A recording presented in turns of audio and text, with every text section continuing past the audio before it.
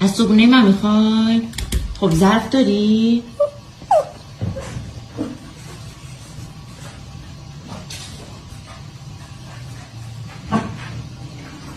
ظرفت درست بذار اونوری نکن. آخ موضوع باش یه جوری بذار اونوری نش. آفرین. خب اول یه تیکه تخم مرغ بهت بدم یواش بکن. یه تیکه خیار بهت بدم.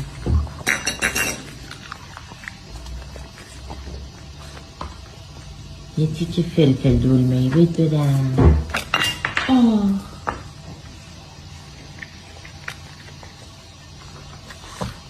نون خشکم چون میدون واسه خوب نیست ولی چون میدونم خیلی دوست داری یه کوچولو نون خشکم بدی.